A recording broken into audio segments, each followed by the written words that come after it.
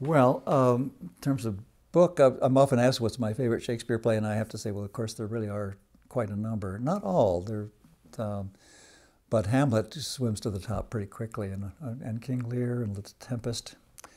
Um,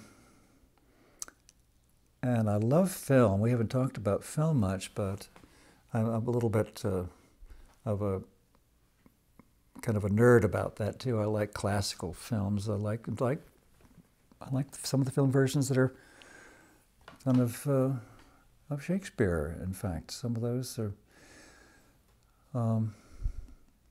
and well, my current excitement actually was with the Secret Garden book. I hadn't realized that I cared about so much. Mostly it's young women, girls who read The Secret Garden. That still is true, I think, but I sort of missed it when I was young.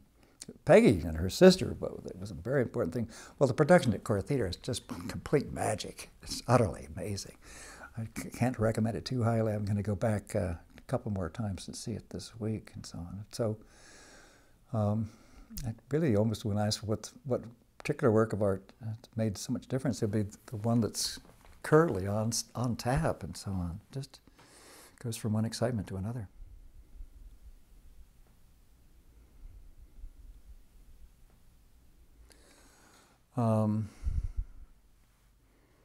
Well, it's hard not to come up with some sort of cliche like to be or not to be. They might say something about that. There's a wonderful moment, and problem with famous quotations like that one in particular is so celebrated and often quoted that there was a production that Bob Falls did of Hamlet up at Wisdom Bridge many years ago. And young Aidan Quinn was playing the part of Hamlet. And when he came to that, it was done in modern dress. He took out a spray can and he started doing graphic, to be or not to be. And he stood back and he said, now that's the question.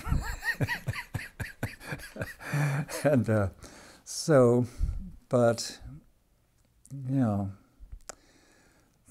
that's a wonderful thing about Shakespeare is that they're just one after another, the things that have dropped into our language and that we quote sometimes without realizing that we are quoting.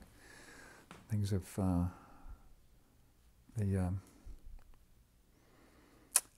he has an amazing gift for that. Oh.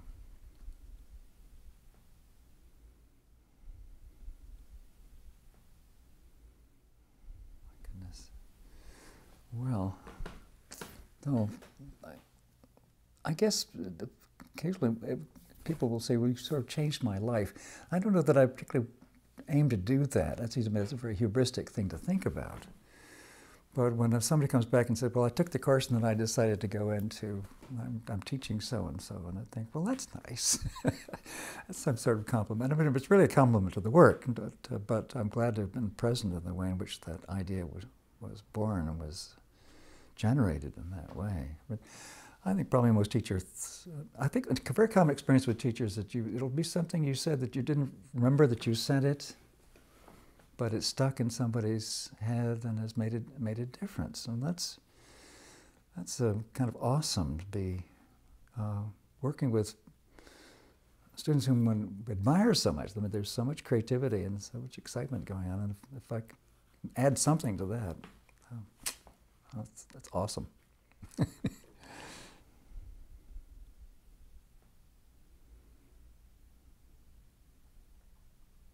Well, happy birthday, University of Chicago. I'm pleased to be one of your children and nesting in this great, glorious place to study. It's an amazing story that it turned out to be so successful. Of course, it was a beautiful idea.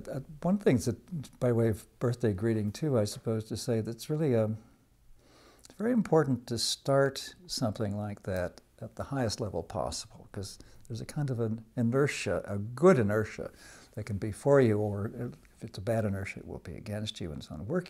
Kicking your way back up if you start low and so on, it's very difficult.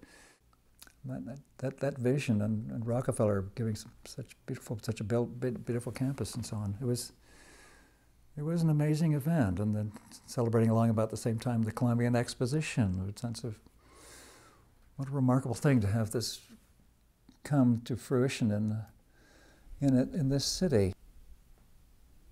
I think this university has brilliantly found a way to live in Chicago and make its greatness arise partly out of the greatness of this city. And it's happy birthday.